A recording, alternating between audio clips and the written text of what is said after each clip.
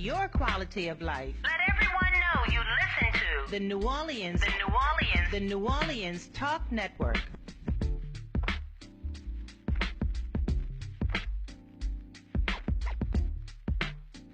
This is Brother Al Mims. And this is Captain Black. We are hosts of Hostages That Fight Back. You're listening to New Orleans Talk Network.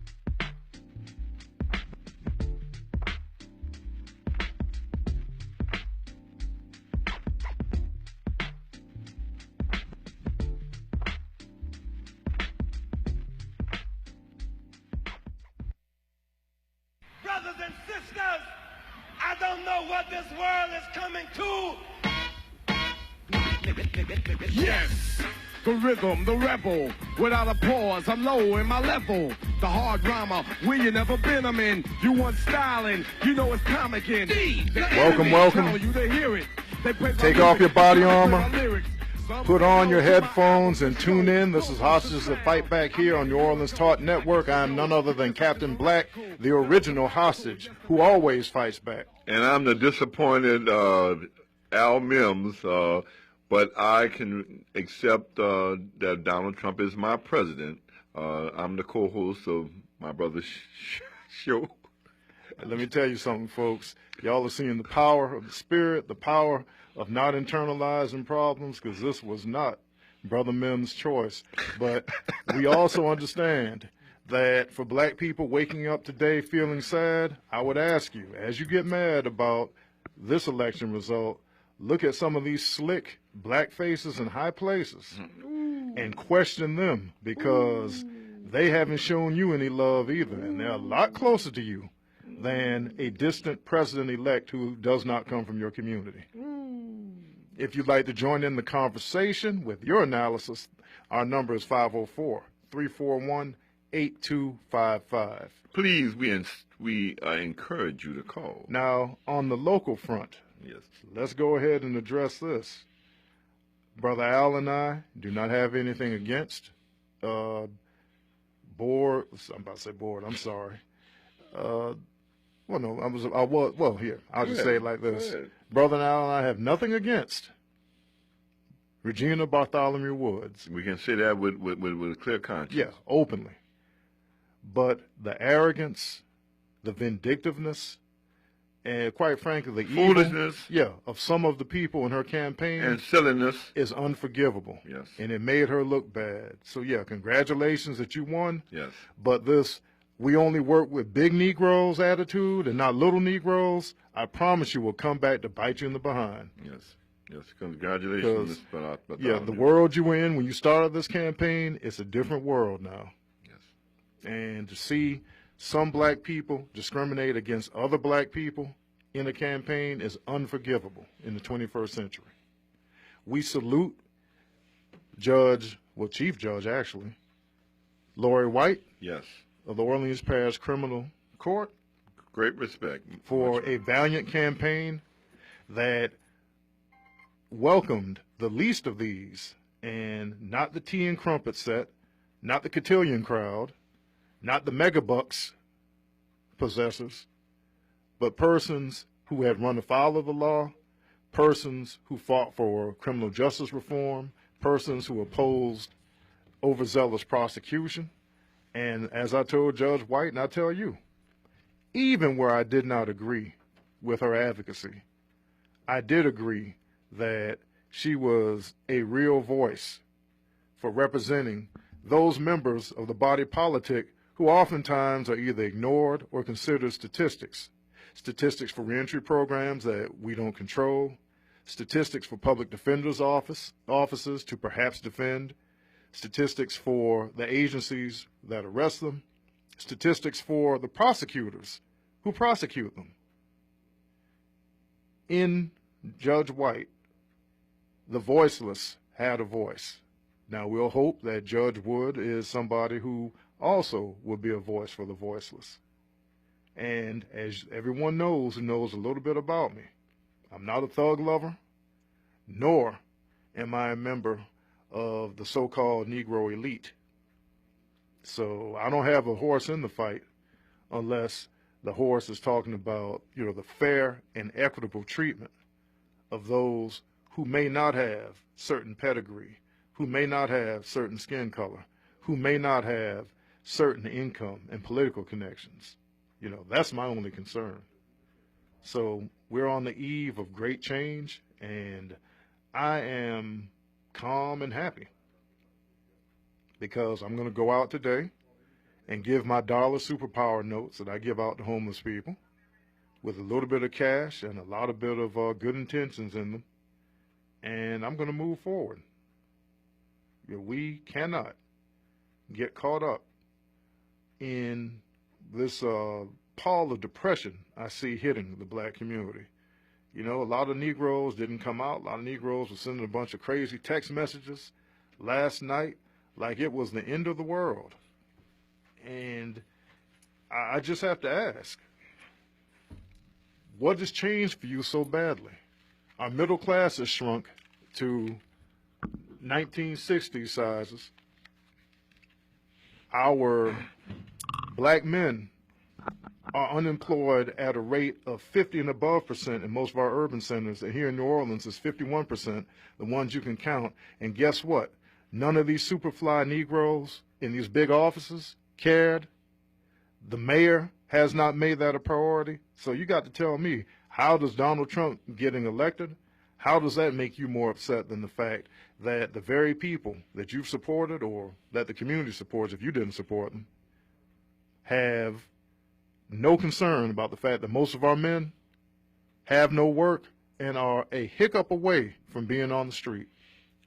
Cap, you know, and I want to thank you, bro, for giving me a inline to come in. I am so peed off and disappointed in some of our Negroes. You know, I saw them, they didn't go vote, they didn't early vote, they didn't vote. And they think that it's going to just be the same old, same old. There going to be some changes. And guess what?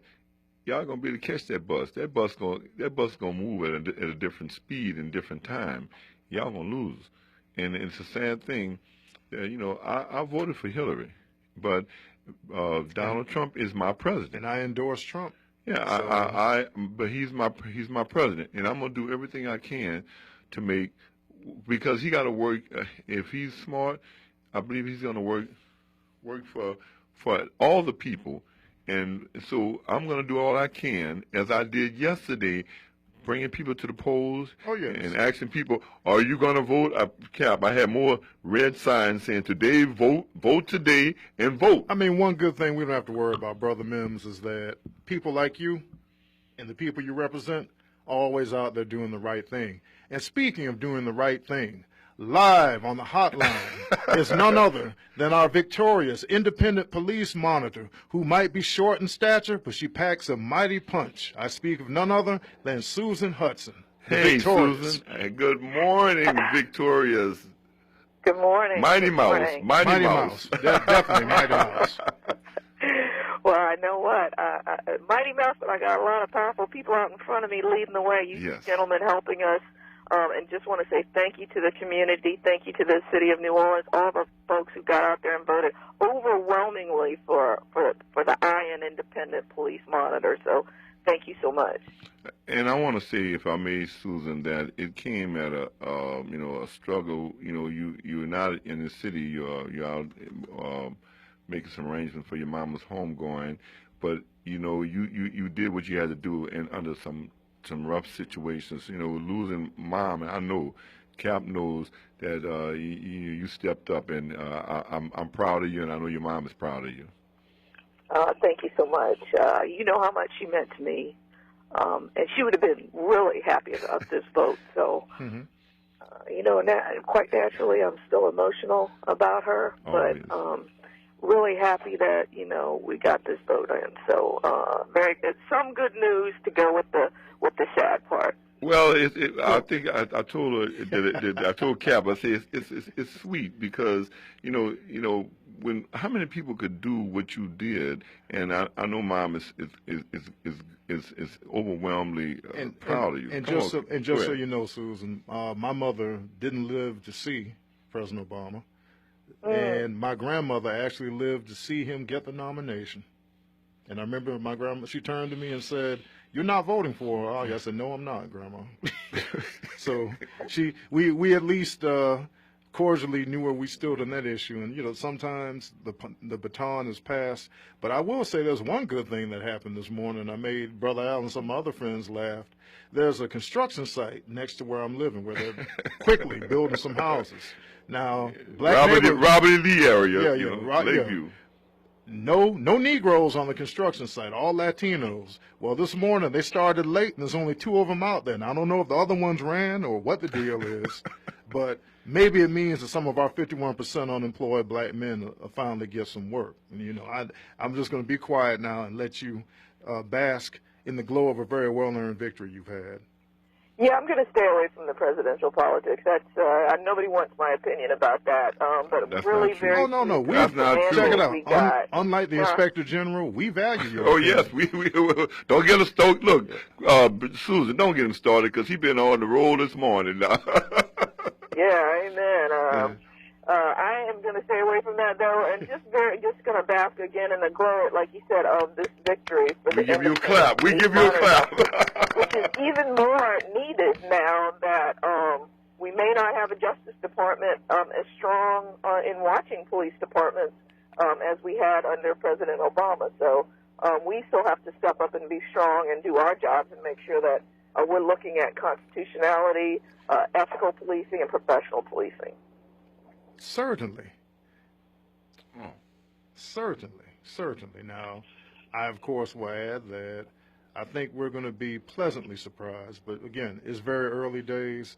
My great concern was that people might not go far enough down the ballot to get to you and to do and do what needed to be done. But I wasn't worried. But I wasn't because let me tell you something. The people knew. They knew what they were going for. They were informed. They knew what was happening. They knew. They went in knowing, and they early voted. And that's I was so pleased. But that's important to know because we started out kind of behind the 8 ball. Nobody knew that we were even on the ballot, and so we had to play catch up. And gentlemen such as yourselves, community supporters, just folks getting boots on the ground out there talking about it. Yes. I reached out to our seniors just in mass, and they vote so strongly. And you just want to say hats off to our seniors for leading the way there. But just. We were behind, and we had to play a lot of catch-up, and we still made it through, and overwhelmingly made it through. And that's important because it tells me that the community agrees with the message that I'm sending out there and the way I'm leading this office. And so it says to me, keep doing what you're doing. So that's important for me because if it had been the other way around, I have to listen to that message as well.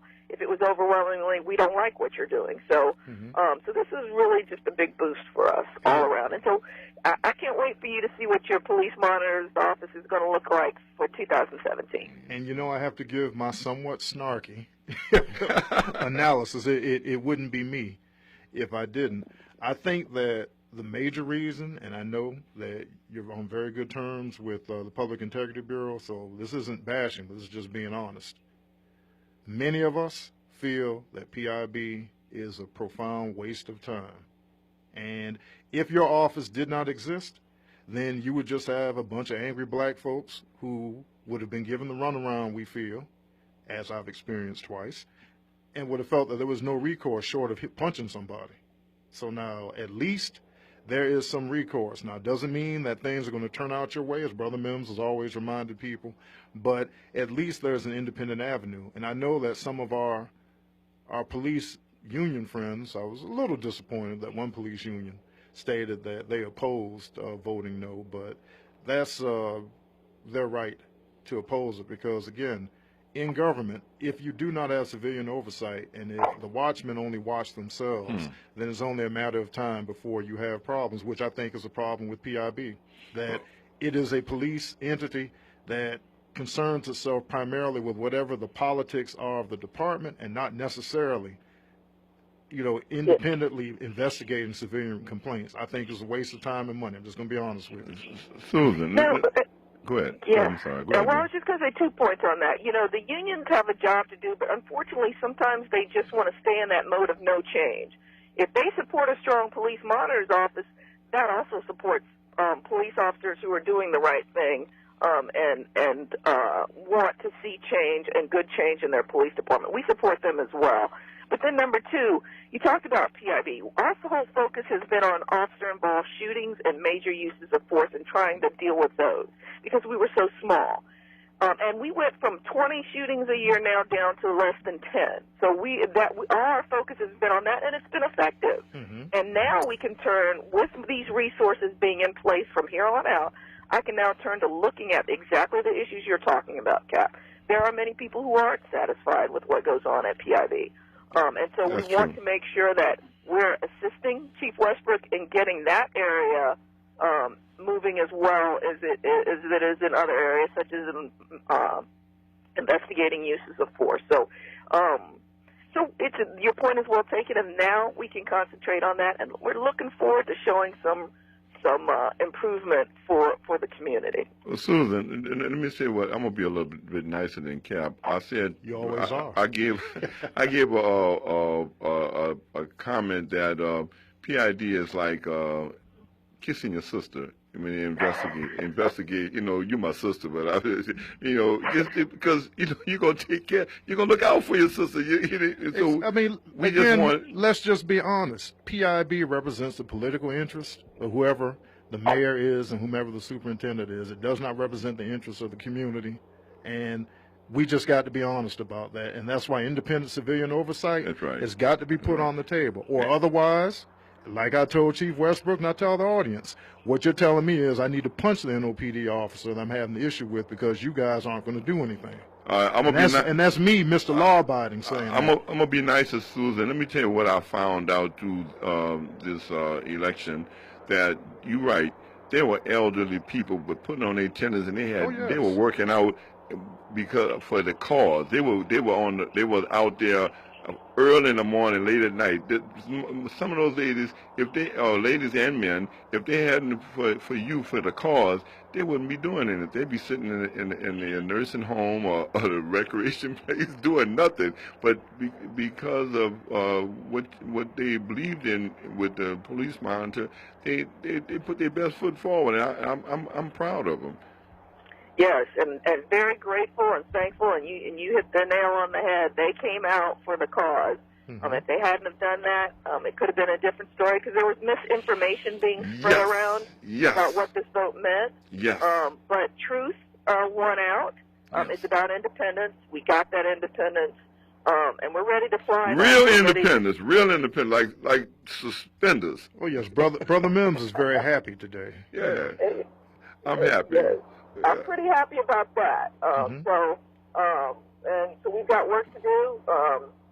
Excited to get back, in the proper time to get to work and get those things done. But right now, I'm gonna go back to concentrating on giving Mom a proper send-off. You got our prayers, and God be with you. Okay. Thank you, my brother. So appreciative of you.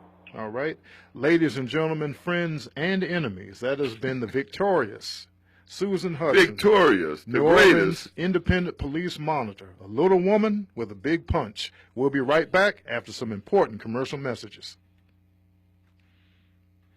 Brothers and sisters, I don't know what this world is coming to. Yes, the rhythm, the rebel, without a pause, I'm low in my level. Listen up, your customers, our listeners could be hearing about your business right now. Yeah, right now. Don't miss out on the opportunity to advertise with NewOrleansTalkNetwork.com. Call our business department today at 504-475-4793 to hear about our great rates. NewOrleansTalkNetwork.com. We provide the people, you provide the business.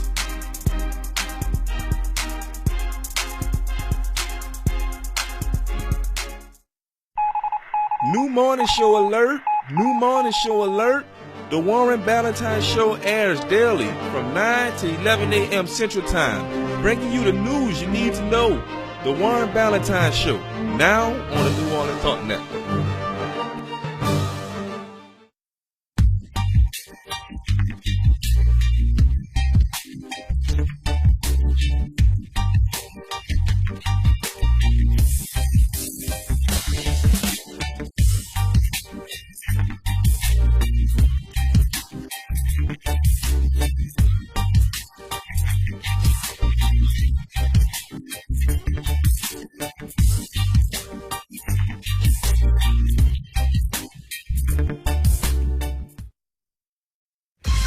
This is Captain Black. This is Brother Al Mims. Join us for our new show, The Hostages That Fight Back. Wednesdays at 10 a.m. Central. We are all hostages to something. But it's up to us. Find the courage to fight back and make the change. So tune in to become the change you want to see in the world. Here on New Orleans Talk Network. Brothers and sisters! Brothers and sisters! I don't know what this world is coming to.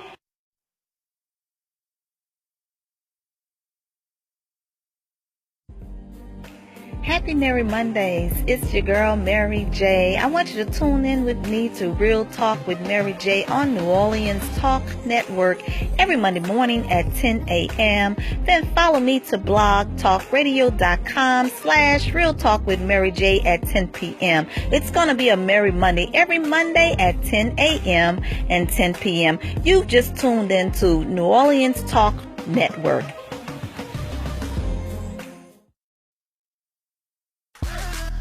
What's up, New Orleans? Listen, this your man Fred, host of your #1 sports talk show down here in New Orleans. Yeah, I said it. FanView, where real fans talk about real sports. Join me, Bang Ball Recite, your people's man B, and Madman the Big Fan as we talk about all the latest sports topics going down here around the country. Again, FanView, where real fans talk about real sports.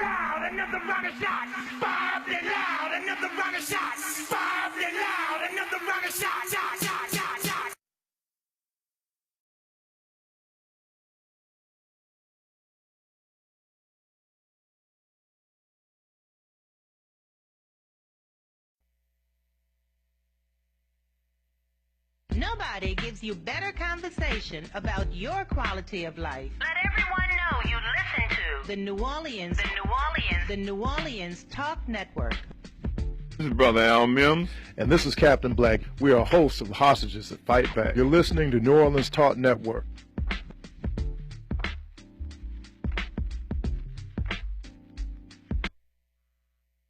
Brothers and sisters, I don't know what this world is coming to. Yes, the rhythm, the rebel, without a pause, I'm low in my level. And I'm sure some of our enemies are either very happy or very sad today, depending on their views on current events. But welcome back to Hostages That Fight Back, live on YouTube, live on Facebook, live on live stream, live on Twitter, and last but never least, live in studio here at New Orleans Talk Network. Good morning. I want to make a comment, if I may, Cap. Certainly. I want you to know that some things have not changed. Nope. And I want to make it clear, perfectly clear, that even Stevie Wonder will see. Drug dealers, murderers, pedophiles, nothing has changed. Nope. You are my enemy. Uh-oh. Go ahead, Brother Mims. You sound like me now. I don't like you. There you go. You have nothing to offer to our community but death and destruction and, sadness. So I don't care who would have won. I accept, as I say, I accept Donald Trump. He is my president. I will always say that. But I want you to know, you are my enemy. We're not friends. We're not boys. We're not partners. We have nothing in common. I am light. You're darkness. And we can't coexist in the same area. I want to get you out of my community. I want to put you away. I'm going to be honest with you, bro. you might find more support now for that type of attitude. Oh, I mean it. Yeah, because all we've been hearing for the past 8 years, we got to have reentry. We got to have decriminalization. And Negroes have been killing people like 90 going north. Nothing changed. All this consideration, all this pampering, and nothing changed except that we got more victims. Well, that's all we got. Let me be very frank. That there are some individuals that, I won't say your names, but you know who they are. Y'all know who you are, and I've been there to help y'all.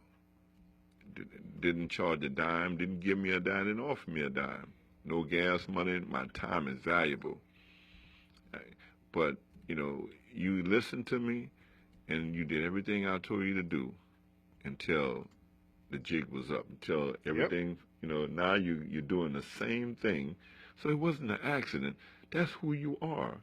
And some of y'all need to be in jail so far back they need to pipe daylight to y'all behind. There you go. I mean that, Cap. I'm saying it. I'm saying it And raw. remember, and you're saying it as a mentor. You're saying that Yes. as a caretaker, somebody who gets out there, Somebody and helps other people's family members. I didn't see no drug dealers at the polls. No. Or if you did, you saw the bosses, maybe not the little workers. Yeah. What I'm trying to say is they kept doing what they do, Cap. Bro, and it never changes. And but one thing that I can say that to some of you non-voters who found an excuse like it's gonna rain and I don't feel good, I may catch a cold. You know, it was the second line y'all been out there. But let me tell you something. One thing I can say about a drug dealer, and I can tell you, they're dedicated. They get out in the rain. They bring their babies out there, put drugs in the diapers, and you know, put their children and their family at risk because they got the drugs in the neighborhood, in their home, and in their car. And can I keep saying it? Keep talking, bro. Yeah, but y'all, for whatever reason, didn't vote. But the drug dealer, and then remember there's something. Some drug dealers, they voted. Some criminals did vote, Cap. Oh, yes. I mean, you've got, let's be very honest, for those who aren't disqualified from doing so, you do have some who are very empowered to get out there and participate in the system because of late they feel that they're getting more sympathy. Yeah. Now, but they're still doing the same thing. Of now. course. Right. Now, I would tell them it's the time to mend your ways while there's still time, because I don't think you're going to get as much sympathy from this administration as you might have gotten from others. Oh, let me just say this. I agree with you. You know, and there's good in the worst of us and bad in the best of us. You know, there's some things that, you know, as I say, I look to my spiritual, my spiritualness to say, you know, God, you know, sometimes, you know, you just got to have your way. And I trust him because it's good in the worst of us and bad in the best of us. So what I'm trying to say is, hey, look out, world. Look out. It's Donald Trump administration. You know, it's going to be a changing of the guard. Hey, and some of y'all, that same old ain't going to work. I mean, look, when somebody runs on the platform and keeps repeating for you, law and order, I think you better take notes, because law and order doesn't mean decriminalization often, doesn't mean, well, because you came from a low-income community or because you had low self-esteem or because you had a bad day, we're just going to let you go. And we're going to just forget about the person you threatened or the person you hurt because, you know, you had a bad day. So we're not going to hold you accountable for your actions. I don't think we're going to have that happen as much. Well, I'm looking at the drug dealers. They're gonna still do what they do. The criminals gonna still do what they do. The burglars gonna still do what they do. And what are you gonna do? What is the community gonna do? Still, some of y'all ain't doing jack nothing.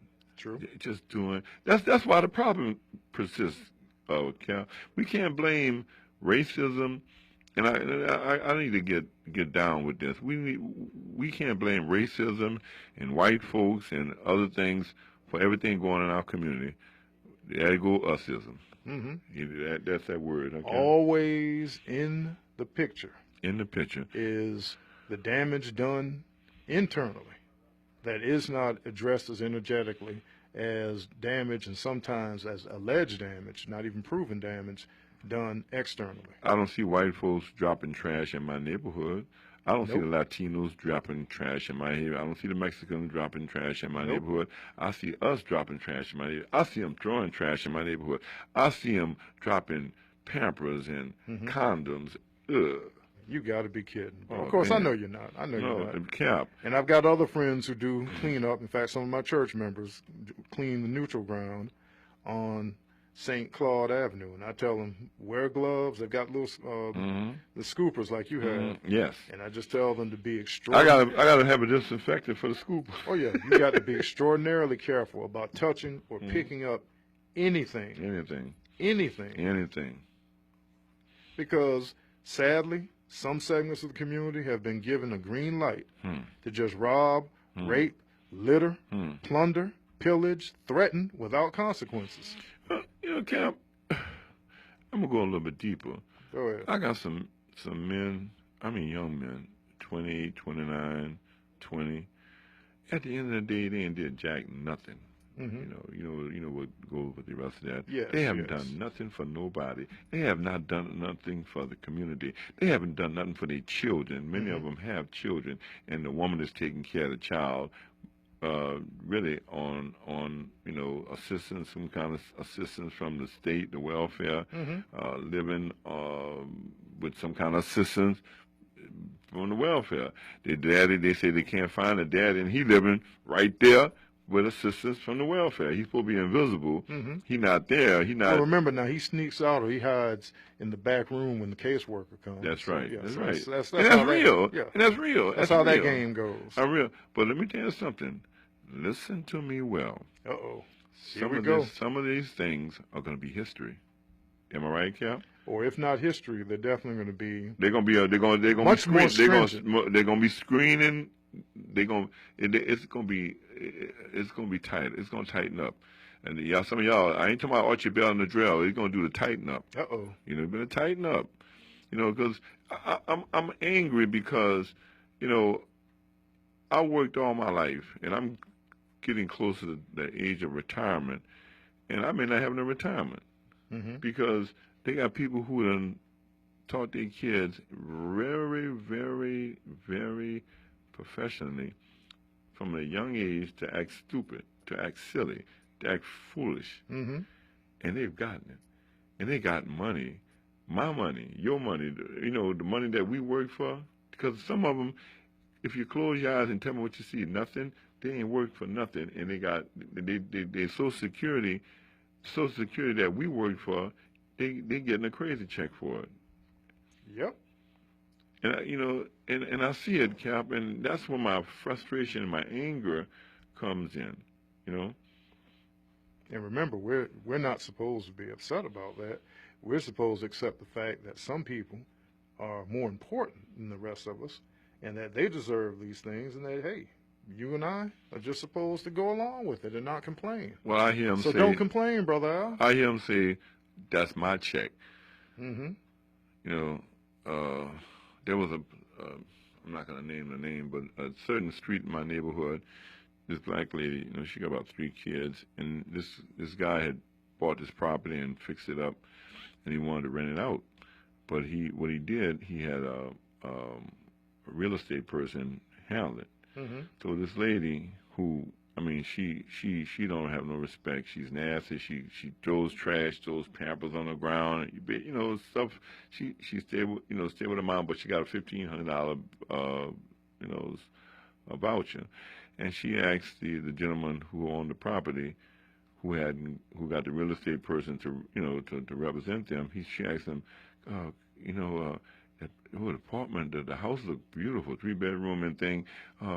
Would you think about, I got a $1,500 voucher. Would you think about renting it to me? He said, oh, no, ma'am. I'm letting the real estate man handle it. Well, you know me. Yeah, that's why he letting the real estate man. Precisely. You're what I say, Cap? Oh, yes. But she wanted to go, and I'm going to tell you something. The lady, she kind of semi-attractive and thing, but she wore out. She thought that, her debonair personality and her figure and all that, that guy stuck this horse. He said, you have to go through, my real estate man is handling that. What he was really saying, I don't really want you in my property. You know what I'm saying? Precisely, but these days you just can't come out and say. No. He was being so candid. You just go ahead and I respect. Oh, yeah. And let me say something to you. I respect him for that. Because that's and that person that I'm talking about who wanted that property, they don't register to vote. She got 3 children. And it's time. It's not the children's fault. I'm not blaming no children. Oh, we know you don't attack children. No, I don't attack children. No, you don't attack children. But every child, sometimes the children being used as a pawn. You know what I'm saying, Cap? To get a check. Oh yeah, to get and benefits. that's real. And I want to say that's not Republican or Democrat. That's right. That's real. That's just real. That's real. I invite someone who want to call in. If you're angry or you supportive or you want to make a comment, call us at 504-341-8255, 504-341-8255. And, if you may be angry with me because you may be one. Well, tell me what you think about last night's election. I'm good. I'm down with it. I'm not. Like my brother, my friend, homie said, hey, I'm not going to take that internally because that's the way it is. And I'm gonna roll with the punches, Cap. Mm-hmm. So I just want to just let y'all know that some of the things go on. It's going to go on for a while until. I tell you what, there's a new sheriff in town on the mark, and you better watch out. I mean, bro, it reminds me of when Bill Clinton was elected president, and he first initiated welfare reform. And the Congressional Black Caucus grumbled, but they didn't fight him because he was a Democrat. We got to get out of saying, well, we're going to be quiet if it's our side doing it. If it's something you disagree with, then you need to stand up and oppose it regardless of the party or the person doing it. Mm-hmm. Black issues are nonpartisan. There ain't no Republican or Democratic way to be hungry or homeless or unemployed. And for a lot of black men, that's the reality that we face. That's right. And if you're not putting that on the table, then you're not talking about the reality of what's going on. Well, first, last hired, first fired. Yep, and now, these past 8 years, bro, it'd have been, you ain't even hired. Yes. I mean, again, 51% unemployment, Yes. and you can't get your local mayor or many members of the city council, I won't say all, but many members of the city council, to even utter a mumbling word about it. Yeah, can I say that? Sure. I hate to say it, but I'm in that number. Mm-hmm. Let me ask you something. Has Mitch made any statements about, well, that's right. His statement to you is he wants you to stay unemployed. So, okay. So a statement has been made. Hey, y'all heard that, right? Yeah, but right here on how you said fight back. But it hasn't been an affirmative statement. Oh. That's where but hey, Cap, you told it. You told the truth. Shame the devil.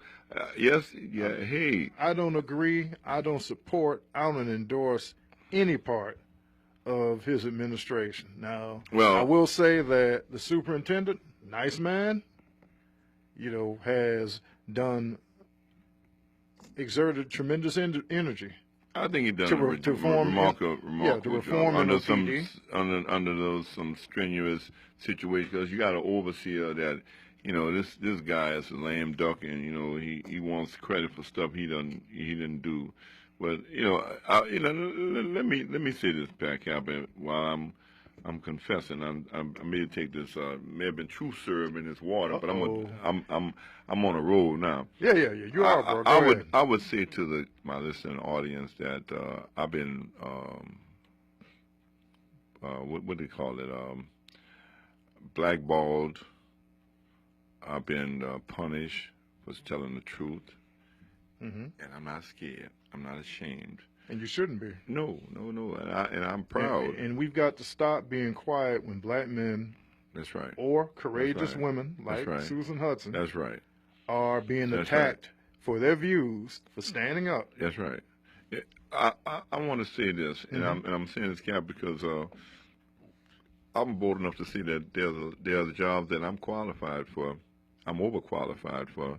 And because I go against the powers that be, and some of the mayor's people and other people close to the mayor, or some people who know I'm qualified, they don't want to hire me because they don't want to step on some shoes in other places.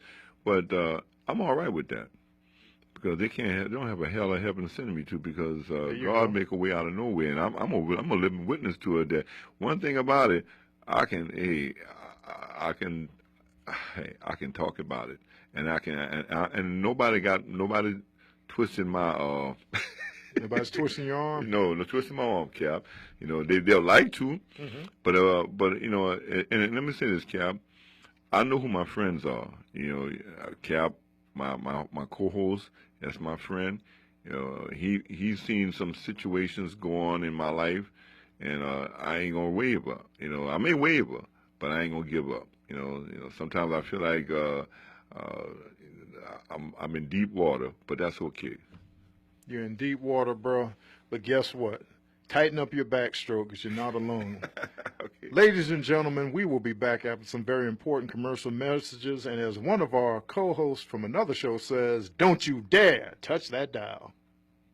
Brothers and sisters, I don't know what this world is coming to. Yes, the rhythm, the rebel. Without a pause, I'm low in my level. The hard rhymer, where you never been, I'm in. You want style. Back. How popular the man. Are y'all ready for this tea? The New Orleans Talk Network has all the behind-the-scenes info, gossip, and happenings in the world of Hollywood. You gotta tune in to Dishing with Christian on Wednesdays at 7 p.m. on the New Orleans Talk Network.com. I got all sides of my bag swag.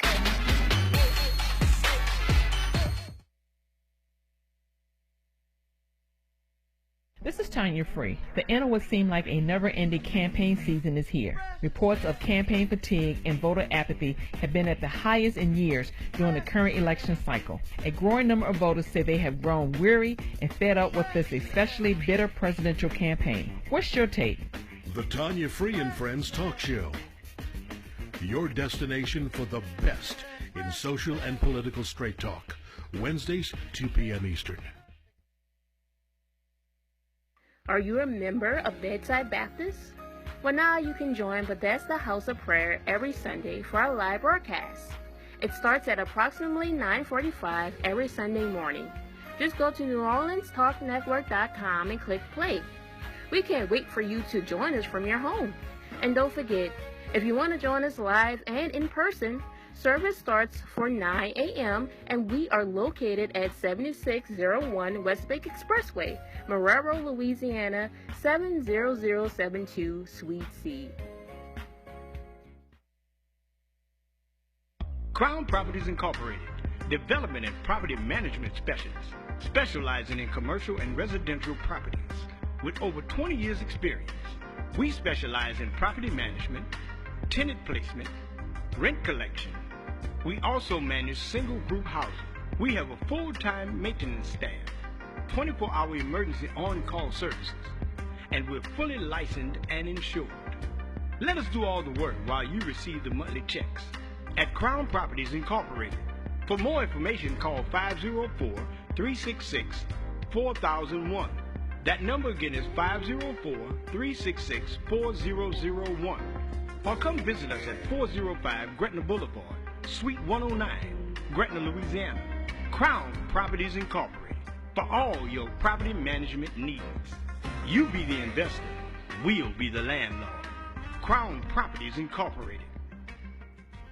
This is Belinda Parker Brown, President of Louisiana United International. I am the host for A Force for Justice. You can listen to us every Thursday morning at 11 a.m. to 12 p.m. Central, exposing the injustice in our criminal justice system. You can also call in at 504-341-8255 and tell us how you have become a victim in our criminal justice system. On the New Orleans Talk Network, A Force for Justice with Belinda Parker Brown.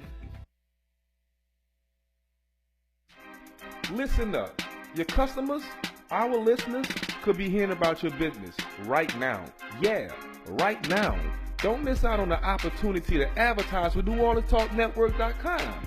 Call our business department today at 504-475-4793 to hear about our great rates. NewOrleansTalkNetwork.com. We provide the people, you provide the business.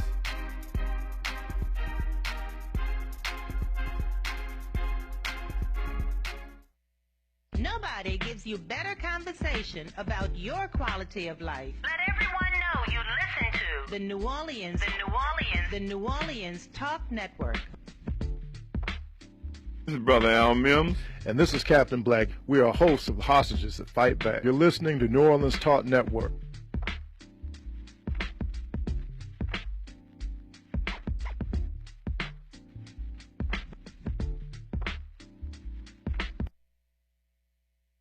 Brothers and sisters, I don't know what this world is coming to. Yes, the rhythm, the rebel. Welcome Without back. a pause, I'm low in my level. Unstrap your body armor, put on your headphones, raise up the antenna in your bunker. Hostages That Fight Back are back here on New Orleans Talk Network. Live in studio, live on Twitter, live on Facebook, and last but not least, live on live stream. Brother Mims, you're on the roll. Keep going. You know, I wanted to say that this. I'm glad that this election is over with, because now people can go back being friends.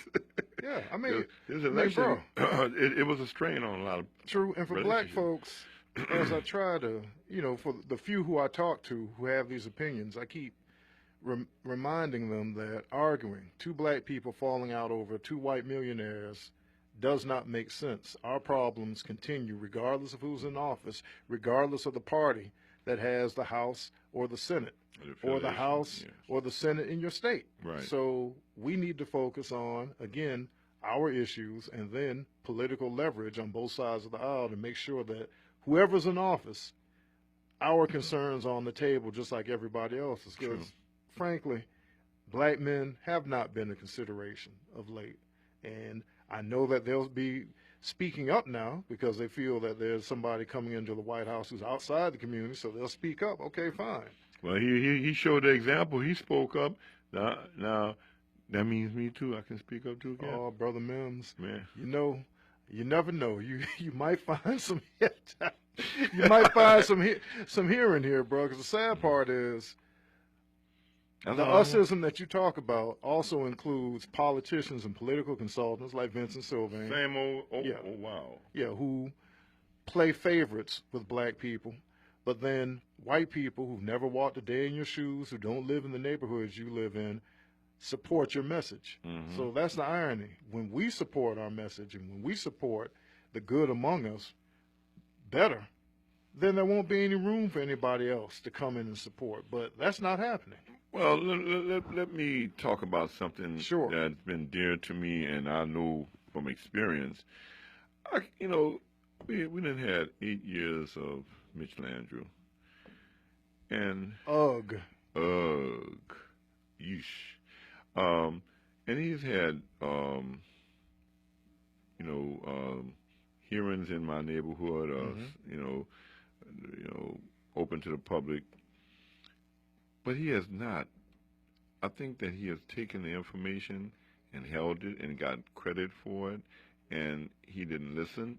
Because most of the things that affect our neighborhood, he went south on it. Mm-hmm. It was amazing that, several weeks ago, well, about several months ago, Cap, you and I was at Woodson Kemp. It's a Kemp school, but it's Woodson. It's a Kemp school, but it was originally Carter G. Woodson, about 2 blocks from my house. And I say Kemp is the short for Kids in Parish Prison. Oh, yes. Okay. And you and I were there, and there was an article that had been done about a local hero. And the mayor came in and he hugged me and whispered in my ears that was a nice article. And in the previous hearings in our community, my card had gotten lost or disappeared. Or I was always the one 2 or 3 hours there earlier. And I'm always concerned about my kids, about the kids. Not just, and when I say my kids, those kids, all kids are my kids. And I stayed there 2 or 3 hours, and people went. I patiently listened to people give their views and their concerns, and I never got my chance to talk.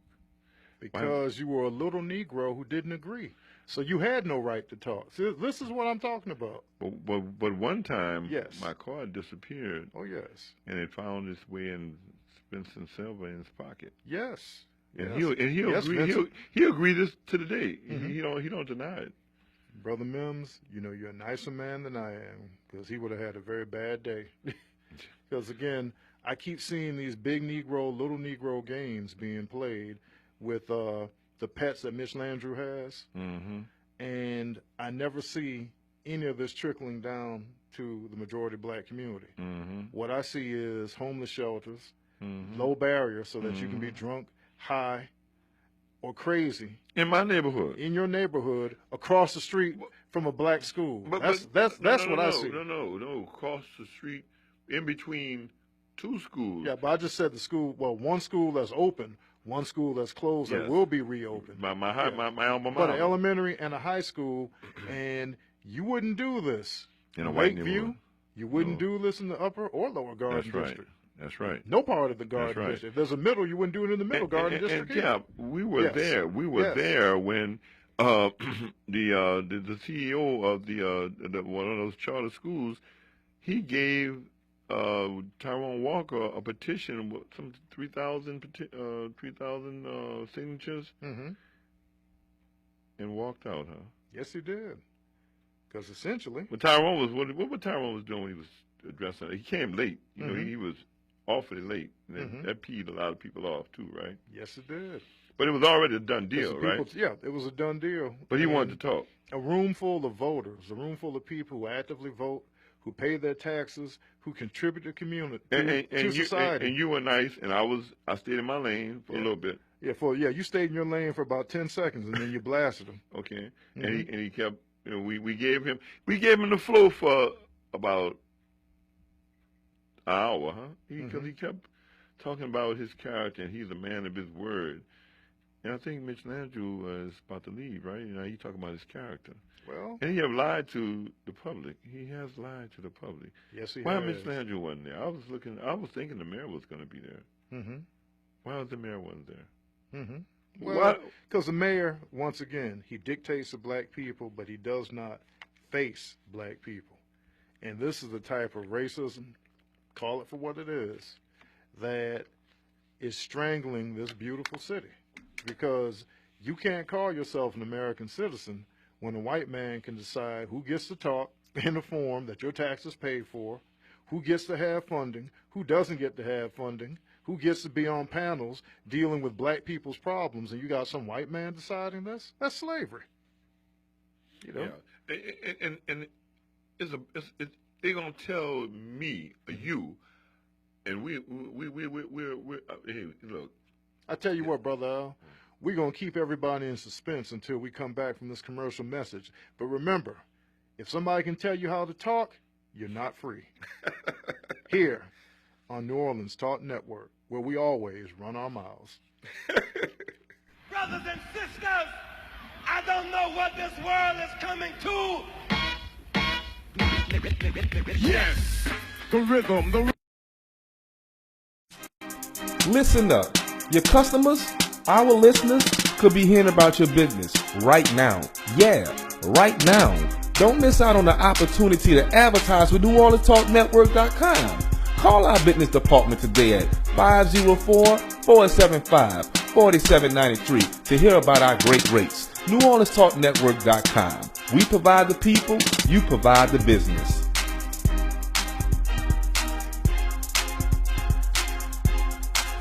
Are you a member of Bedside Baptist?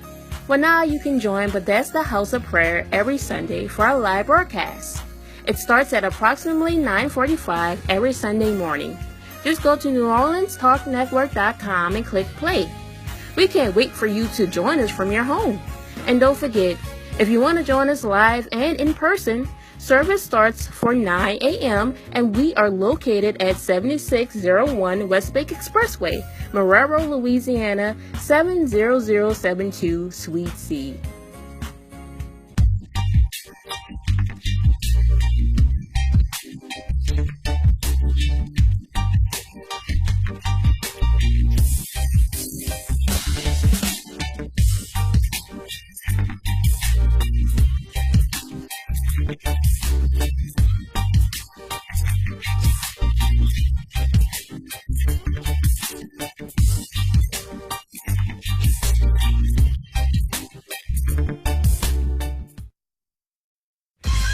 This is Captain Black. This is Brother Al Mims.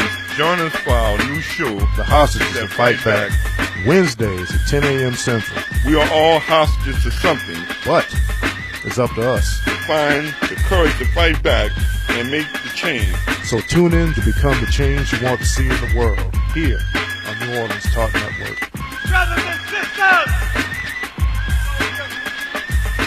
Brothers and sisters! I don't know what this world is coming to.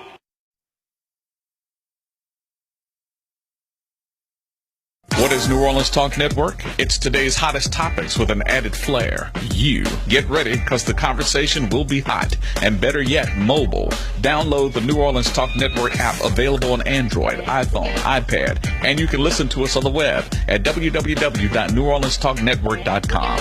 Write down our talk line at 504-341-TALK. That's 504-341-8255. Interactive and worldwide. That's what we are. Join in on the real conversation and tell a friend about the New Orleans Talk Network.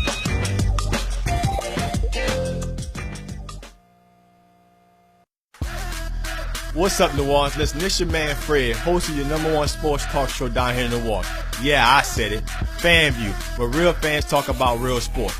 Join me, Bank Boy Recite, your people's man B, and Madman the Big Fan as we talk about all the latest sports topic going down here around the country. Again, FanView, where real fans talk about real sports.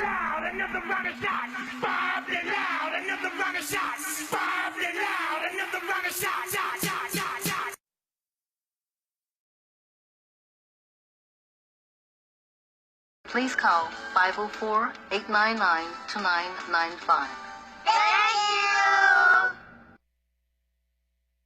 Nobody gives you better conversation about your quality of life. Let everyone know you listen to The New Orleans Talk Network. This is Brother Al Mims. And this is Captain Black. We are hosts of Hostages That Fight Back. You're listening to New Orleans Talk Network.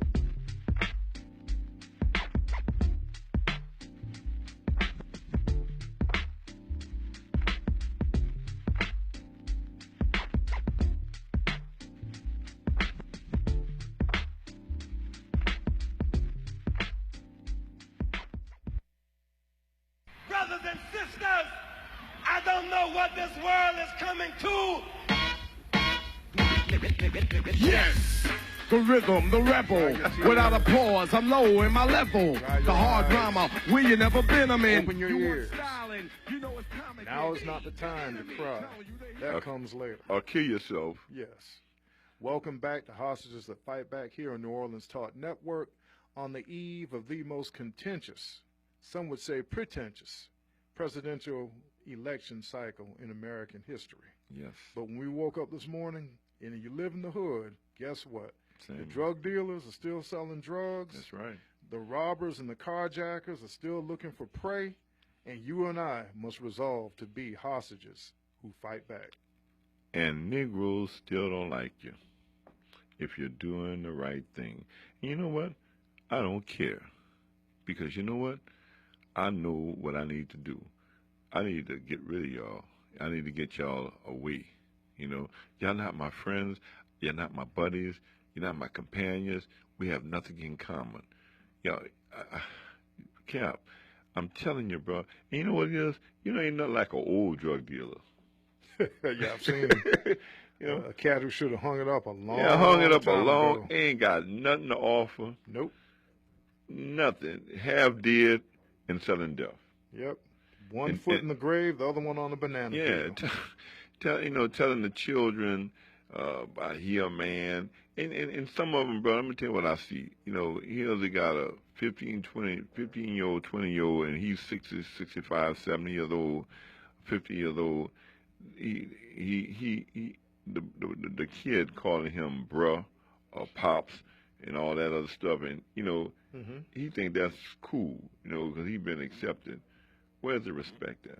You know? That's it. There is no respect. No. There's no respect for life. There's no respect for liberty. There's no respect for anything in the hood. Look, I tell them same kids call me pops. I say, hey, wait, first of all, me and you wasn't born at the same time. Now, I want you to know that you better watch how you talk to me before Exactly. we're gonna move some furniture around here. It's called respect. Yeah. Same way the kids at an unnamed juvenile correctional facility somehow find all of this diplomacy intact. And we got to talk to them today, huh, Cal? Well, I don't know if I'm going to talk to him. I'm going to let you see if you can preach me into doing that, because I'm going to tell him, I said, it's a new ball game. It's a new attitude now. Yes, I'm happy now. It's a new attitude now. I said, now, Oh, I got it, Yeah. A new attitude. Yes. I've been trying to, being passive and compassionate with these kids, and these are A and B students, and they look like you and me, black, and they don't give a damn. Nope. Some of them think that, and I see them, they talk to their parents like, huh, what? I see, and they're frowned up in the face, think they scanned somebody. I say, why don't you get that frown out, just wrinkle out your face before I... Anyway. There you go. We're going to put a Post-it note in that and move on. How you feel about, on local elections, there's a runoff between Judge Bonin and Kevin Guillory from the DA's office. Any comment on that? Well, I'm not familiar with the gentleman from the DA's office, but I know Judge Bonin well. And he's very fair. And I'm not trying to, do anything about endorse him or anything, but I know him well, and I'm going to look into the other gentleman, because by example, I always tell the voters that to always do your homework. But I will know enough about him in the next couple of weeks than he knows about himself. So I think it was interesting. It was interesting. That some of the heavyweights, some of the people that I thought would do well, they didn't do too well. I don't know what happened. Like whom, for instance? Because there's so many elections that went on. Let me say this to you. I'm gonna say about this. I'm in the Senate race. I'm not. I don't care for Kennedy. No, I don't care for Kennedy. Kennedy gives me that impression of a lot of those. A good old boy. Yeah, a lot of those really negative people from my childhood. Yeah, the good old boy. And I listened to him, and I've heard him on another program, and I don't like him. And I don't like what he's trying to sell. It turns me. Give me yes. Yes. I mean, I remember when he spoke at this white group of paranoid gun owners and said that he supported stop and frisk in New Orleans. And he didn't qualify stop and frisk of criminal suspects. He just said he supports stop and frisk, period. Makes me wonder. Well, most stop and frisk was us. Yeah. Makes me wonder. It was us. I mean, it looked like us, like that computer, like this microphone here, like this headset, like these glasses. That's old Kennedy for you now. Like my watch. Yes. Black. Yeah. Like you. Hey. Oh yeah, I'm black. Case y'all wondered, yes, I'm black. Yeah, he got his cap black T-shirt on. That's it. That's just right. So you know. Yeah. If y'all don't know who he is, I will tell you. Yep. So, Kennedy, there was there was some, I'm trying to think, I didn't like some of the stuff that was being sold to the public, because I think they didn't get enough of information, enough legitimate. I don't like the bashing. I like to be informed. Let's tell the truth. Let's talk about the issues. How you gonna fix jobs, and how you gonna fix the Gulf Coast, the marshlands, and how you gonna get me a job. How I'm gonna qualify for a job. Is that all right, Cap? It's absolutely all right. How I'm gonna help get these these bills that I'm gonna have when my son graduates when he gets his diploma. You know, how are we gonna be forgiven by for these grants and no, not grants. No, grants are forgiven, huh? Oh, you're talking about loans. Loans, yeah, that's what I'm talking. That you hit the head on the nail. Ain't no forgiveness in loans. Ain't no forgetting loans. Pay 'em. That's yours. So what I'm saying is, I told my son the only thing he owed me is a man cave. So if we don't get these loans paid, I won't get no man cave. Hey, y'all keep negotiating back and forth on the man cave. Yeah, him and I. Yeah. He doesn't want to seem to give you the man cave, but you've been very assiduous about. I've been on the look. I didn't hit a home run on that one, Cap. You know, I don't ask for very little, bro. And guess what, bro? I get the man cave, bro. You're gonna be 2 men in the cave, bro. Because that's where you can find me at, bro. Okay, hey, I don't blame you, bro. Have a comfortable chair, couch, or whatever. Be eating, watching the TV, and listen to the old goody Archie Ballinger, Marvin Gaye, and the Temptations. I already know your song list. Yeah, bro. you know. But let me say this, bro. Everybody doesn't feel that way. When I say feel that way, I'm talking about. I don't understand.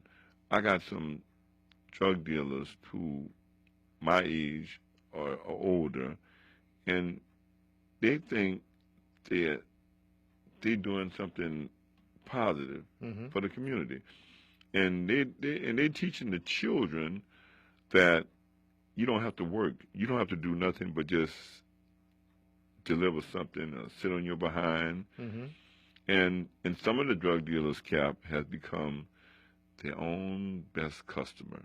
That's wrong. That's crazy too, because you should never, as good as your product is, you should never use it to the point where you want it more than your customer. Huh? Oh, wholeheartedly agree.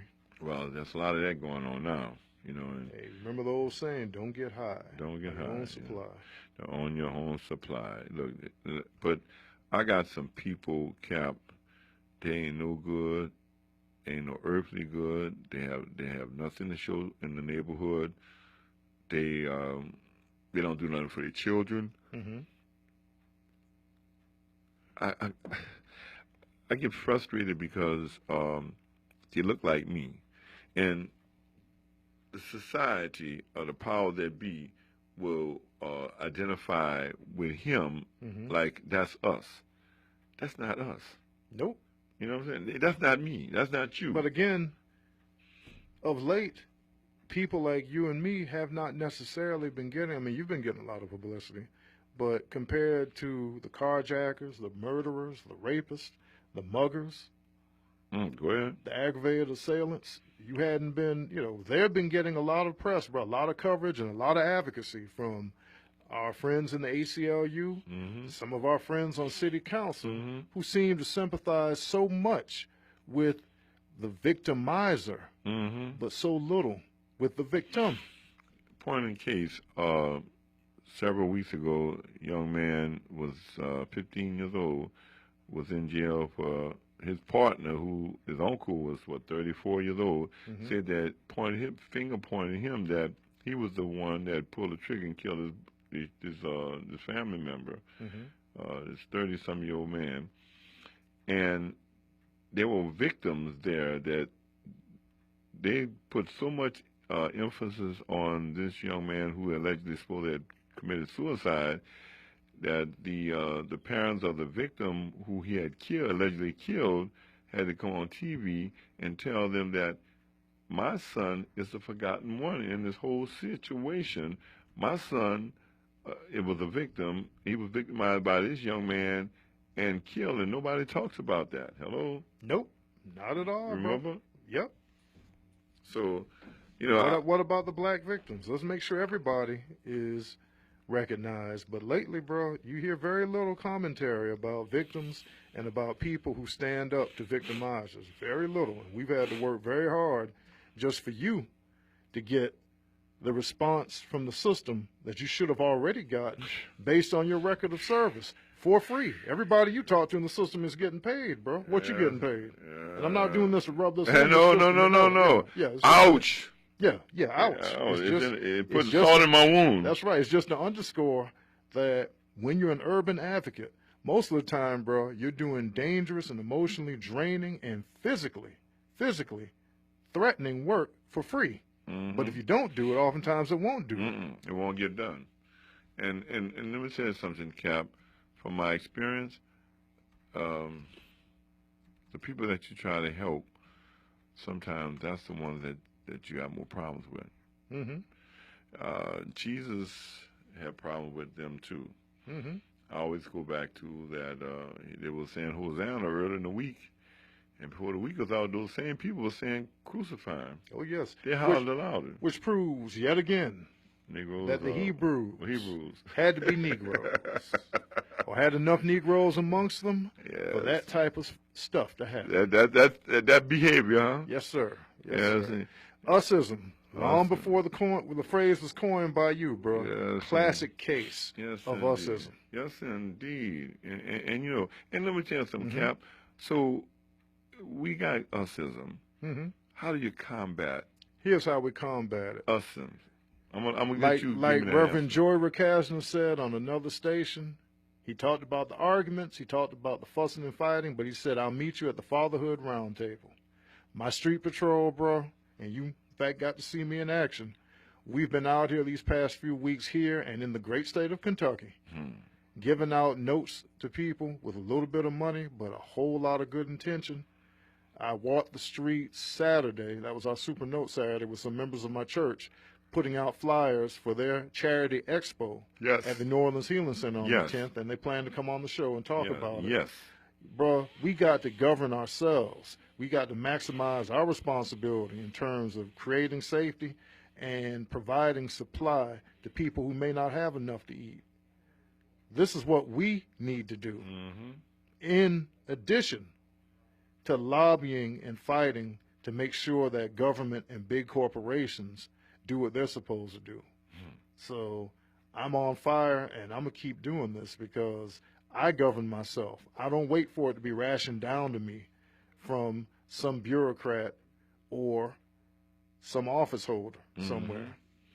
Someone that don't even know you, don't know your values, don't know your morals. Hey, might not think I have value. Oh, yeah. I mean, let's be honest. I think that the black man as a whole done got a bad rap. Bro, we done got the worst rap. Well, Most people would say. Well, you know, irresponsible, non-caring, non-loving, no compassion for the children, and no responsibility. I watch you cry rivers of tears and shed buckets of blood for other people's children. So I have to tell me, it ain't all brothers now. Well, my dad, if that's the case, Cap, I got it from him because my daddy had compassion and love, and he have helped numerous families in his lifetime, and you know, with no reward or no prestige or visibility or well, that's why I exposure. celebrate because you've got an award coming up. Is it in December? December, I think. Yeah.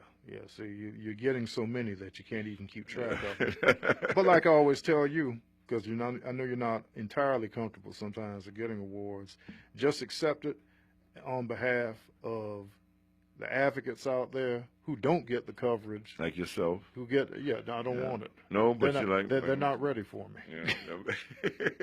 Hey, fellas out there, the listening audience, this guy is something else. You got to know him, to believe him, to hear him, for him to say what he says. Look, you ask him a question, just be ready for the answer. The answer, just brace yourself. He may say anything. Oh, true. But I'm trying to be good. But yeah, bro, we've got to, as they say, put on the full armor of God, but you got to get out here and put your concerns on the pavement. Exactly. Your streets are unsafe, and people are hungry, and we need to do something about it. But something we're going to do right now is go to our phone and talk to our caller. Caller, welcome to Hostages to Fight Back here on New Orleans Talk Network. It is the one and only Tarek Jones, a.k.a. 2.0, a.k.a. the original Bank Boy Recite. What's up, Captain Black? Hey, how you doing, Brother Mims? What's good, brother? How you What's doing, good? my brother? How you doing, man? It's glad to hear from I'm you. feeling great, man. It's truly an honor to have this conversation with you fellas the day after one of the most important days in America. Oh, yes. I'm truly glad to be on the phone talking about this. All right. So let's just dive in. Let me tell everybody out there who's listening how I feel right now. Can't really define it, but let me break it down into 3 sections. 1, I'm sad.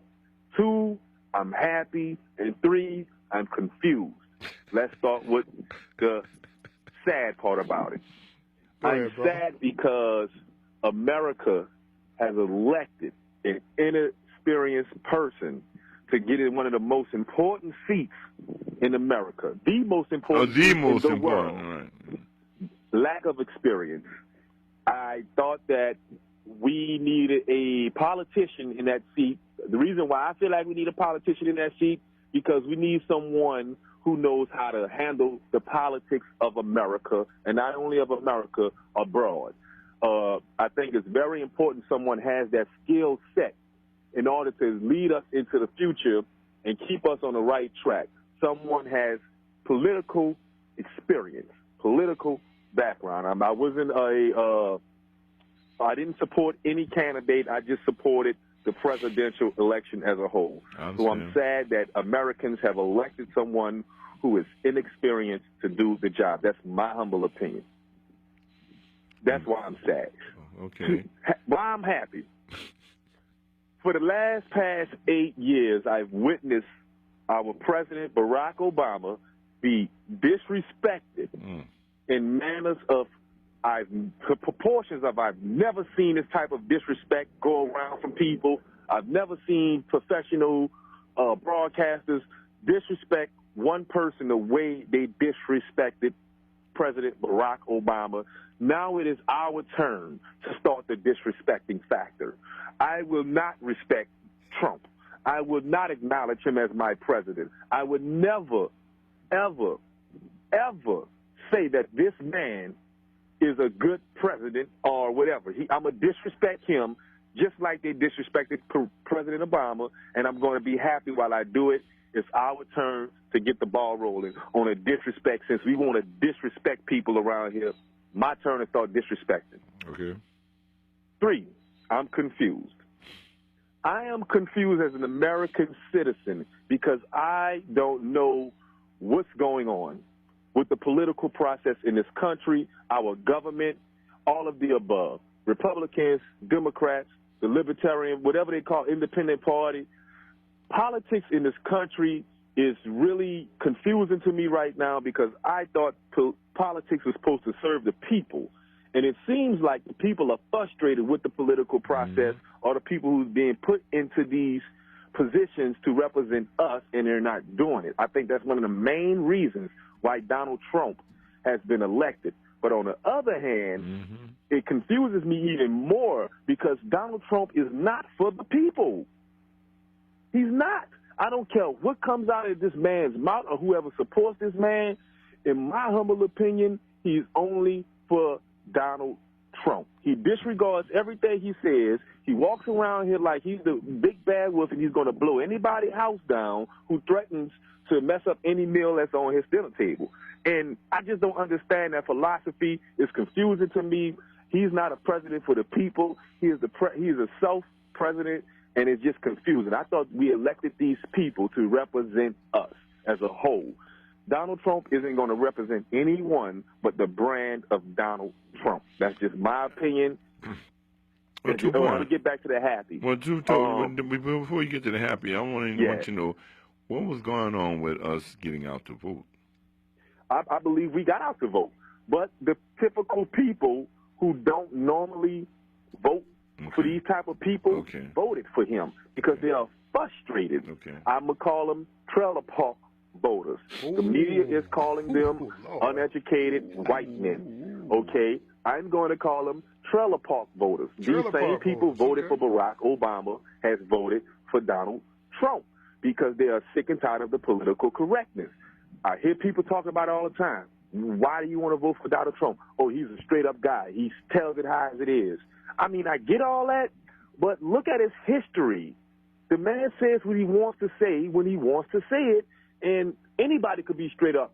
When you look at it that way, I mean, his personality is his personality. But we didn't elect Donald Trump for your personality. You don't elect people for their personality.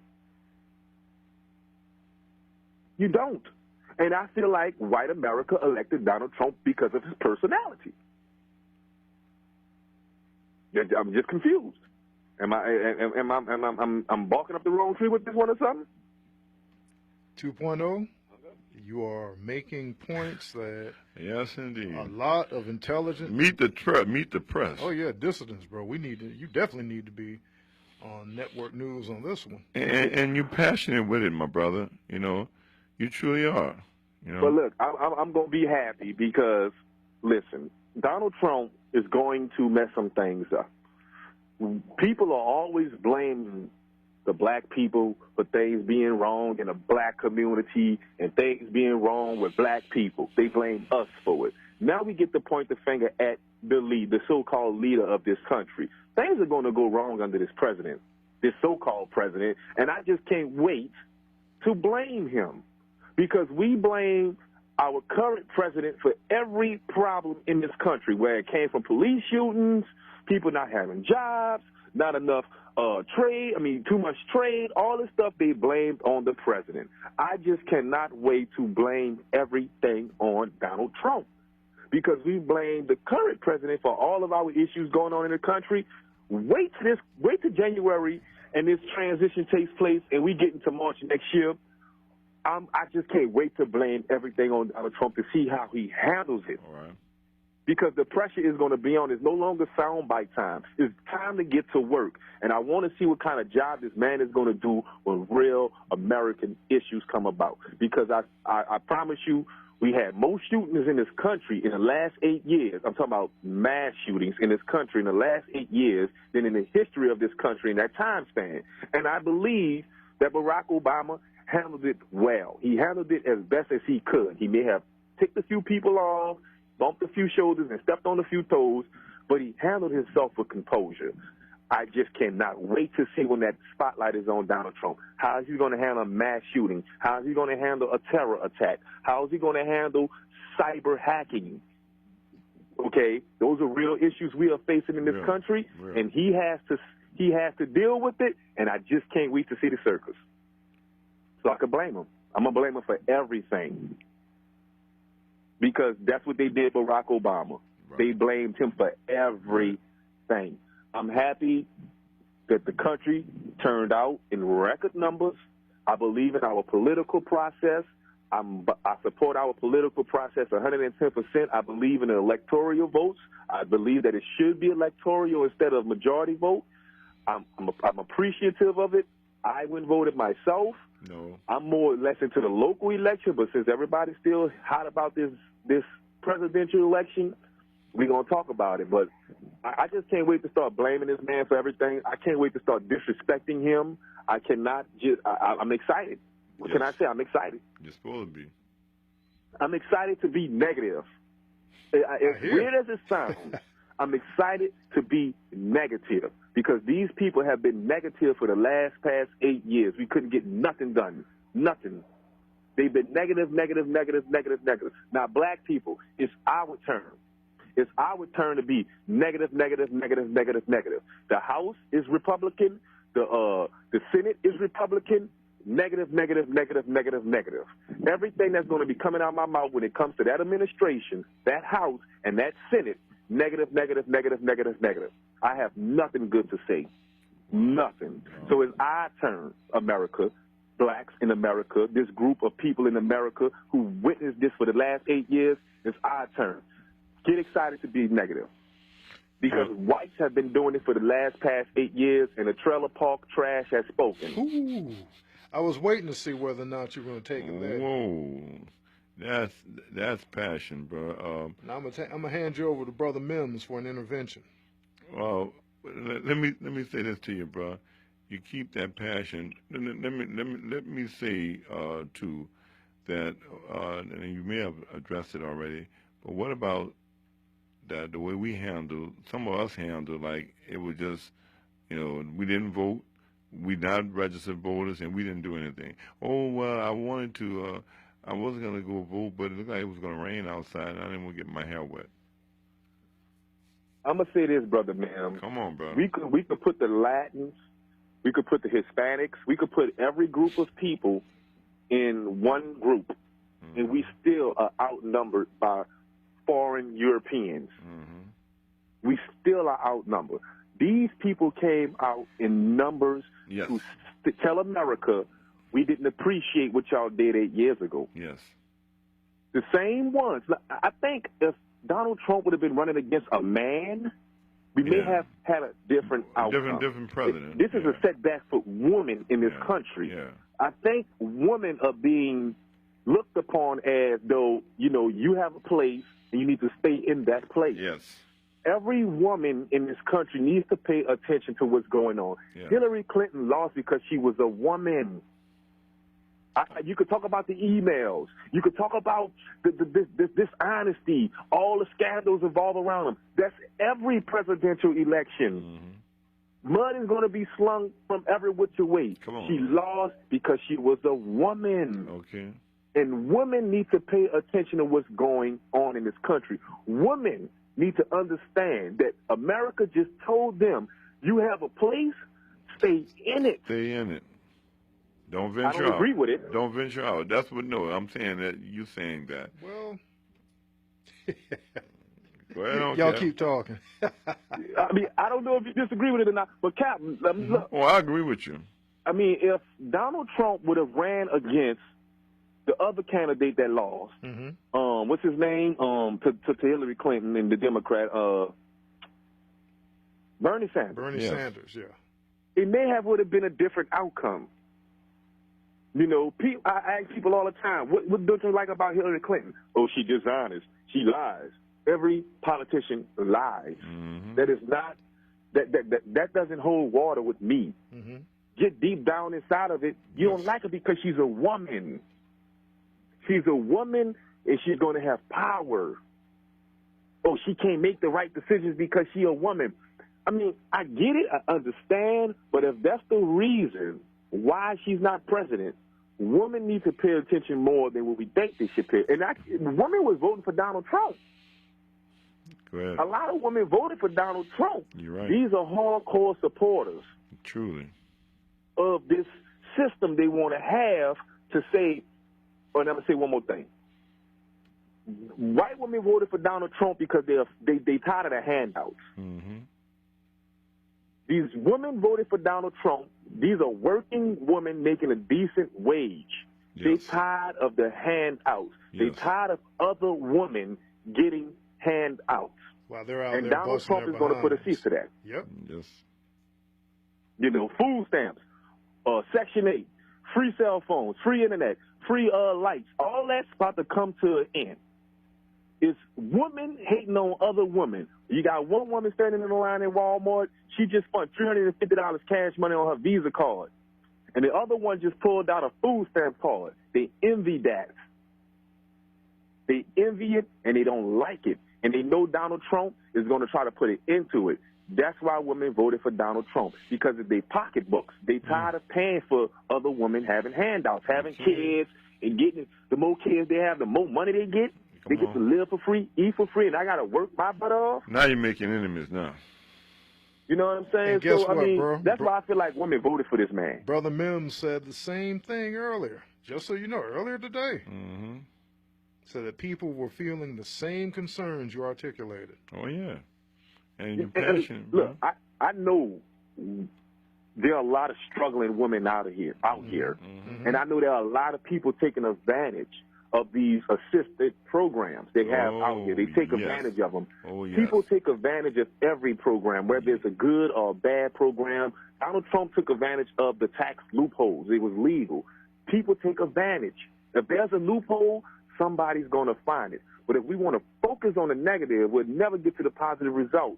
You have more women that are struggling out here than people taking advantage of it. They head of the household. They head of the household. You know, I mean, whether you like it or not, whether they're having all these children and stuff like that, they are struggling. Now, they may be sitting up on their butts, you know, not working, not going nowhere, selling their food stamps. I get it. I understand. But the majority of it really helps people. My girlfriend gets food stamps, okay? She gets food stamps. We have 2 kids. We in a financial bind right now. But I don't want her to be on food stamps forever. Yes. You know, we're trying to come up. So I'm taking that hand out and say, you know what, this is something to help us come up. It's a hand we don't up. want to be on food stamps Hand forever. up. Yeah, that's all that is, bro. You know what I'm saying? But they voted for this man. He's their president. He's not my president. You know what I'm saying? My president is me. There you go. You know, I don't believe in racism to where it's like it's going to be keeping me down. I believe in racism when it comes to someone just hating somebody for their skin tone. You could never stop me. You could never stop the New Orleans Talk Network. You can never stop Brother Mims. You can't never stop Captain Black unless we let you stop us. Ain't no stopping us now.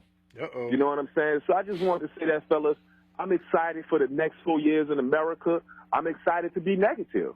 I live a positive lifestyle, but when it comes to this political seat called the presidential seat, nothing but negative things are going to come out of my mouth. You're doing your Everything. homework.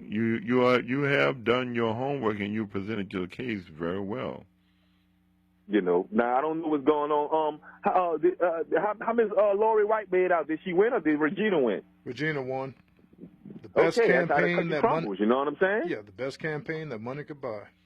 That's how the cookie crumbles, bro. I mean, I really would like to see Miss Lori win. She had a lot of qualifications that I don't live in all these parishes, but I would have voted for her. But Regina won. She won. And look, Regina's a black woman. Lori's a white woman. I go for experience.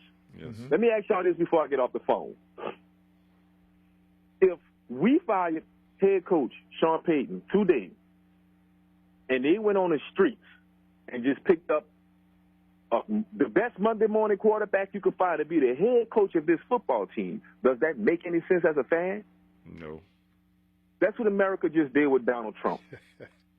Well, I mean, let me tell you what Stevie Wonder said. He said getting Donald Trump as president is asking him to drive you to the airport. You know what I'm saying? I mean, you got the blind leading the blind. This man doesn't have any political background at all. I could have seen if he would have started in a Senate seat or he said that's a positive for him. That's what he said. Am I right, Cap? Yes, it is. He said he's not a politician. Well, who do we have as a president? I mean, if you don't have a qualified guy to come coach your football team, I think the vice president what kind of football team will you have? I think the vice president got the experience. He's not a president. He's not a experience as a vice president or president, but he has experience in politics and government. You know. Yeah, well, you know, the vice president, you know, he has experience and stuff like that. But you know, all these people are puppets to Donald Trump. At the end of the day, Donald Trump has the stroke of the pen. I just can't wait to see how these next 4 years is going to turn out. I'm happy that this has happened because people need to understand. You put these kind of people in this position, 4 years to tell us what the results is going to be. So we make this mistake right now, so the next 4 years down the line, white America, you got your wish. I'm telling you right now, they will have buyer's remorse. And in 4 years, we'll have a new president, and it'll never happen again. Well, folks, we can always look back on it. Our break time is coming up, and you have heard from 2.0 himself. Do you want to hang on or you want to go? Yeah, fellas, I'm gone, man. Love y'all. See y'all later, bro. Thank you. And we'll be back after these important commercial messages.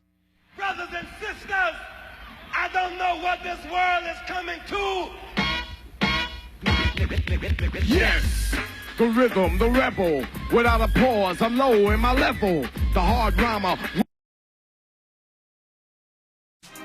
Listen up.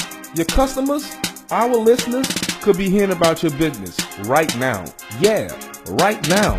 Don't miss out on the opportunity to advertise with NewOrleansTalkNetwork.com. Call our business department today at 504-475-4793 to hear about our great rates. NewOrleansTalkNetwork.com. We provide the people, you provide the business.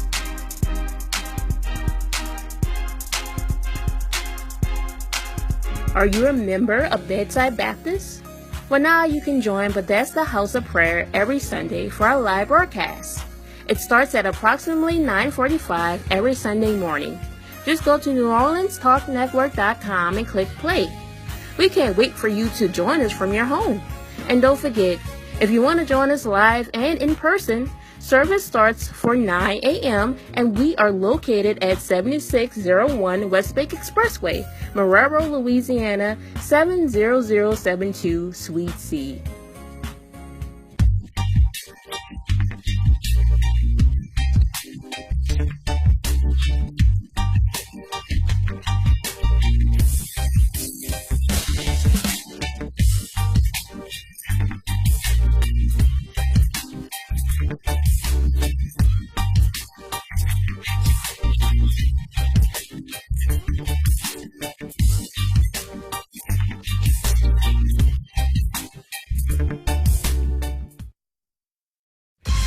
This is Captain Black. This is Brother Al Mims. Join us for our new show, The Hostages That Fight Back, Wednesdays at 10 a.m. Central. We are all hostages to something, but it's up to us to find the courage to fight back and make the change. So tune in to become the change you want to see in the world, here on New Orleans Talk Network. Brothers and sisters! Brothers and sisters! I don't know what this world is coming to.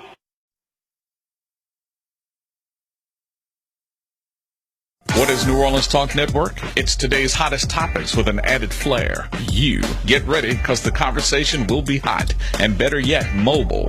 Download the New Orleans Talk Network app available on Android, iPhone, iPad, and you can listen to us on the web at www.neworleanstalknetwork.com. Write down our talk line at 504-341-TALK. That's 504-341-8255. Interactive and worldwide. That's what we are. Join in on the real conversation and tell a friend about the New Orleans Talk Network.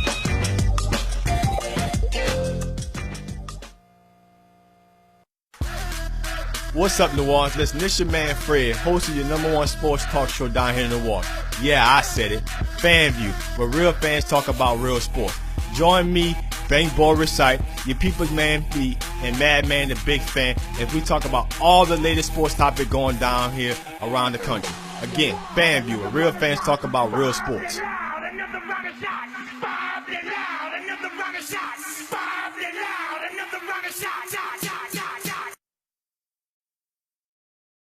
No, the Warren Valentine Show, now on the New Orleans Talk Network.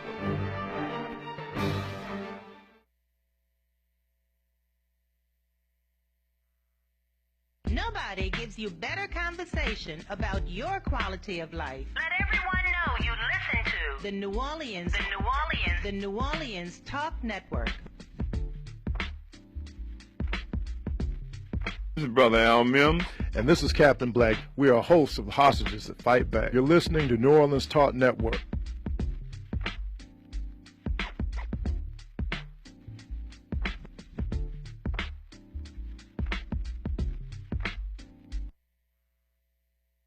Brothers and sisters, I don't know what this world is coming to. Yes, the rhythm, the rebel, without a pause, I'm low in my Welcome level. once again. The hard rhymer, where you never been, I'm in. As you take off your camouflage and peer over the top of the wall to see if the enemy's gathered outside, I read to you now an excerpt from Hillary Clinton's concession speech. To all the women who put their faith in this campaign and me, nothing has made me prouder than to be your champion. Once again, Hillary, there's a whole lot more people than women here who, got to be heard. That was my one little partisan aside, because I always felt that she was saying, I'm a white woman and it's my turn, and you got to put more on the table than that. I'm sorry. Well, my wish for this United States of America is that we work together, and that no one person can make, and I would say to Donald Trump that the behavior that he have exhibited during the campaign should not be tolerated. Mm-hmm. That's not a leader. You can't intimidate people. You can't scare people. These foreign countries, you have to have thick skin. And you can't go off like he said. Some of the things that he has said, you got to do better. Mm-hmm. When you know better, you do better. So that is correct. I would like to see, I think in the next 100 days, there's going to be a cooling off period. It'll be a honeymoon. But the real work starts in the next year and a half, because we're facing some hills. We're facing some mountains. And as I said, he's my president. And I want him to succeed. But he's not the president of the Democratic Party. I mean, he's the president of the Democratic Party, not just the people that voted for him. I think a true leader shows some compassion and love, and not just the ones that voted for him, but the ones that voted against him. There should be some bridges being built to make this thing happen. You follow me? I wholeheartedly agree. That's why that bridge started with me. I went to bed last night with a good heart. Mm-hmm. I put my best foot forward. It wasn't in the cards. I accepted what was, and it wasn't a bitter taste in my mouth. When you've done all you can do, that's all you can do. That's right. And I said, I got a shirt on that says, when you've done all you can do, do more. There was no more we can do. I mean, the no. When I say I think that every American, whether you're a Donald Trump a supporter or Hillary Clinton supporter, and all the down to the local and state level, are you, will you, should you do the best you can for who you are? Whether your candidate won, was in the runoff, or lost, will you accept the will of the people, or you accept what's in front of you? That's the question. And thus far, some are saying that they won't. Well, what's he going to do? I mean, the wound is fresh now, so you have to kind of give people time to regain their bearing. Okay. Sometimes you just get hit hard, bro. You got to kind of try to readjust. I understand. Mm-hmm. But I want this country has problems and issues that need to be addressed, and we don't have a lot of time for everybody to incubate and recover and lick their wounds. We gotta work on these things now. Some of them internal, sometimes some of them external, but they're problems. Yeah. And our babies, our babies gonna suffer. The millenniums need the direction, and they desperately need now to understand you can't play that bull in the china shop stuff anymore, where you think you're going to intimidate people and they're going to go ahead and give you what they want. Now is the time to start practicing moderation. I'm a very aggressive person. Yes. But I don't break the law. Yes. And you say that. And I stick to that, because most of the black people who get out there and block traffic or push people or jump up and down at somebody's event are the same black people who don't have the money to pay for the consequences of those actions. That's you. So if you got the money, bro, then fine. Boy, if you got the money, usually you're not going to be out there going to jail anyway. If you got the money, at least you can pay the consequence. Take out your debit cards. Okay, swipe it, and I'm out in an hour or two. Cal, let me tell you something. Certainly. Going to jail with no backup ain't cool. No, it's not. Because a person got control of your life. The lowest ranking correctional officer outranks you. Well, it's 10 days, 20 days, 30 days, 90 days. I'm going to tell you something. That's a long time. I thought about it, And that's why I err on the side of caution. I thought about it. When I used to look in, when I was going to the jails when I served on the parole board, I went to solitary confinement and thought about it, man, it's not that you don't have a window. See them jails on TV with the cowboys with Rin Tin Tin yeah, don't mention dogs. That's another story. Yeah, Bonanza and all that. Yeah. Well, you had daylight coming out through the window, but I'm telling you, man, there's no windows. You're in solitary confinement, and time passed slow. When I used to go visit those facilities, correctional facilities in those different towns, and everywhere where they had a prison, a town grew up. You know what it was telling me? That people needed jobs. People needed, when this prison grew up, they needed plumbing, they needed roofers and big servicemen. I mean, it's amazing. But I see it. I focus on, when I visit, and I took my wife with me many times, how you can be forgotten quickly. They can lose your behind. Yes, in other words, if you displease somebody, they can take your phone. They can take your phone privileges. Processing your paperwork can take days. Yeah, it's not and a situation. they want to break you. And let me say, you locked up, and you can't even get your lawyer or somebody. They can't even. They don't give you no visitation or nothing. Nope. That's a scary thing, Cap. You're almost forgotten about. And I wish that brothers would think about that, because you essentially enslave yourself.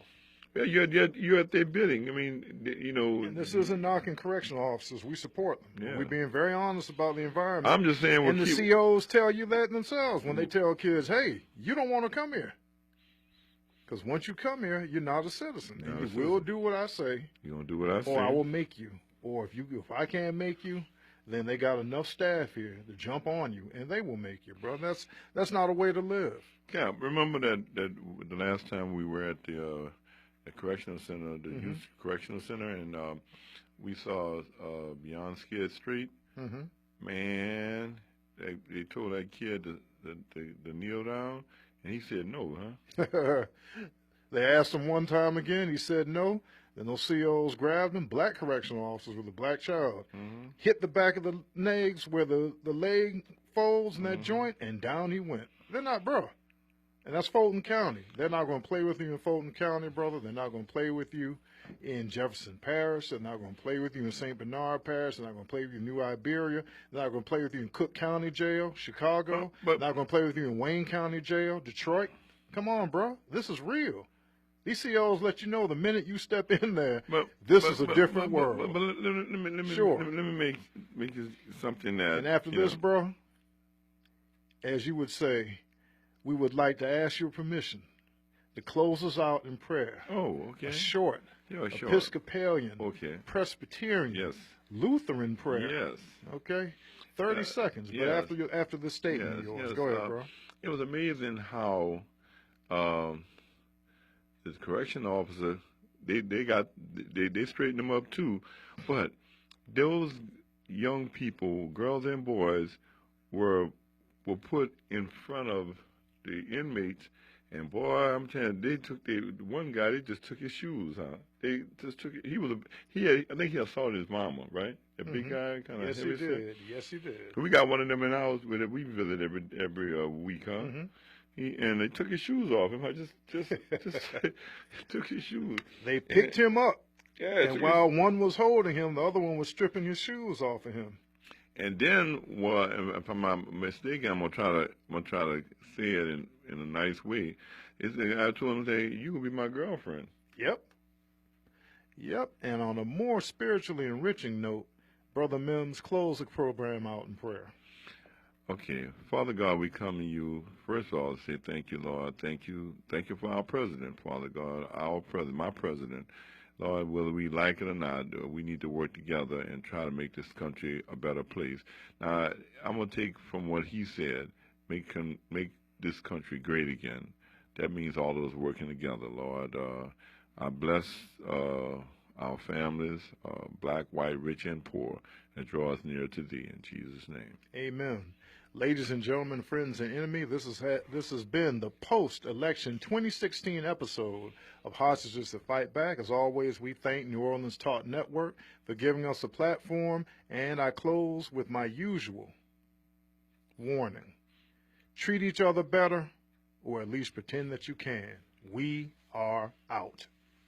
Brothers and sisters, I don't know what this world is coming to.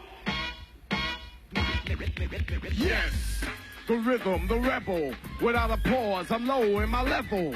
The hard rhymer, where you never been, I'm in. You want styling, you know it's time again. The enemy, telling you they hear it. They praise my music, it's time to play my lyrics. Some say no to my album, the show, bum rush the sound. I made